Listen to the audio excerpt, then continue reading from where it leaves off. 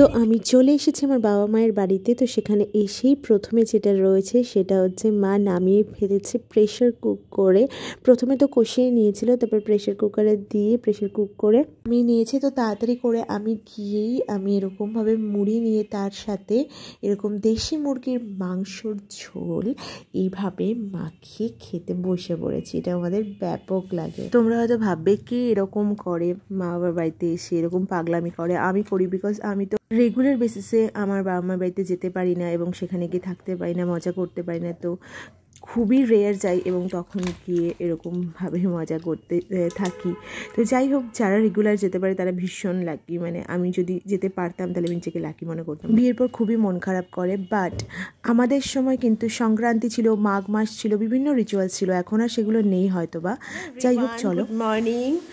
এখন আমি বাবার বাড়িতে এসেছি, মায়ের বাড়িতে এসেছি। তো আজকে হচ্ছে মৌলির আইবুড়ো ভাত, মানে মা দিচ্ছে। তো সেই জন্যে আমরা চলে এসেছি। এখন আমরা সকালে ব্রেকফাস্ট করব। তো ব্রেকফাস্টে আমরা কি কি খাচ্ছি সেটা তোমাদের সাথে শেয়ার করব। তো চলো ভিডিওটাকে শুরু করি। ব্রেকফাস্ট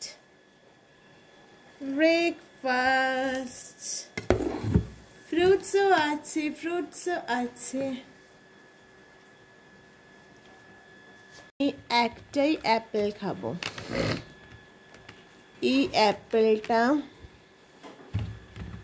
অথবা এই অ্যাপেলটা আমি খাবো। অ্যান্ড এটা তো ফেভারিট।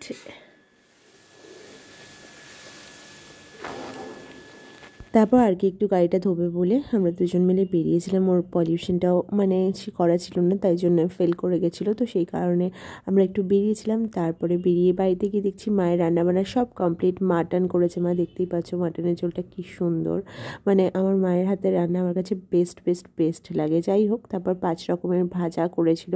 শিম ভাজা, আলু ভাজা, বেগুন ভাজা, পার্শে মাছ ভাজা, স্যালাড, চিংড়ি মাছ কষা, তারপরে হচ্ছে ট্যাংরা মাছের ঝাল, তারপরে কাঁকড়া, মানে জামাইয়ের জন্যও কাঁকড়া আর মেয়েদের জন্যও কাঁকড়া, শাক ভাজা, আর হচ্ছে ভেটকি মাছের এরকম কারি টাইপের। এইগুলোই করেছিল মা। আর এগুলো সবগুলোই অসাধারণ খেতে ছিল। ও ডালও ছিল।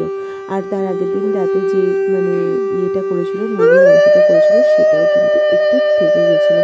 আমি বলেছিলাম একটু রেখে দাও, মৌলি যদি খেতে চায় পরের দিন ও একটু খাবে। তো এরকমভাবেই আর 5 রকমের মিষ্টি আর যা সরঞ্জাম থাকে একটা আইবুড়ো ভাতে। তারপর আমরা সবাই মিলে রিচুয়ালসগুলো করে সারলাম। যেরকম মৌলির আশীর্বাদ করা, মৌলিকে শাড়ি পরানো। মৌলি তো শাড়ি পরতে চাইছিল না ফার্স্টে, তারপর ওকে জোর করে শাড়ি পরানো। কারণ শাড়ি পরে বৌভাত বলছি, সরি, মানে ওর বিয়ে নিয়ে আমি এক্সাইটেড হয়ে গেছি। সেই কারণে শুধু ওর বিয়ে, বৌভাত এইসব কথা ভেবে যাচ্ছি। যাই হোক, মানে একটুখানি ও বললো সবাই পায়েস খাওয়াচ্ছে, তুই আমাকে পায়েস খাওয়াস না, তুই কিন্তু আমাকে ঝাল অন্তত আলু ভাজা দিয়ে যদি খাওয়াতে চাস তাহলে খাওয়া। আমি বললাম কেন, আলু ভাজা দিয়ে কেন খাবি, তুই মাটন দিয়ে খাবি বলে মাটন দিয়ে খাইয়ে দিলাম। তারপর তো মানে যেহেতু চামচটা ছিল আর কি ইয়েতে পায়েসের উপরে, তো সেই কারণে পায়েস খেতে সবাই পায়েস খাওয়াতে মানে বেশি স্বাচ্ছন্দ্য বোধ করছিল। আমার ওর ভাতটাতে হাত দিয়ে ভাঙ, কিন্তু আমি বললাম ওর কথা শুনে আমি একটুখানি কিন্তু মাংস দিয়েই খাইয়েছি, ওর বেশ ভালো লেগেছে। যাই হোক, এরপর আমার বাবা খাওয়াচ্ছে, বাবা তো মিষ্টি খাওয়াচ্ছে।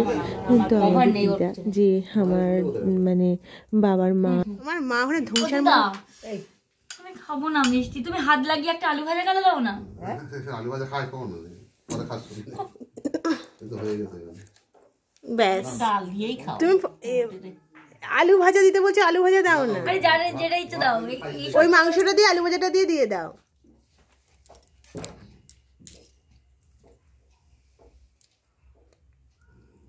খুব সুন্দর। তো এত কিছু খাওয়া দাওয়ার পর আমরা টায়ার্ড হয়ে গেছিলাম বলে শুয়ে পড়েছিলাম। তো রাত্রিবেলার রুটি আর যেই সব তরকারিগুলো ছিল, মানে মাছের ঝোল, মাংস, এগুলো ছিল, তো সেগুলো দিয়ে আমরা রুটি খাচ্ছিলাম রাত্রিবেলা ডিনারের জন্যে। এভাবেই আমরা ডিনারটা কমপ্লিট করেছি।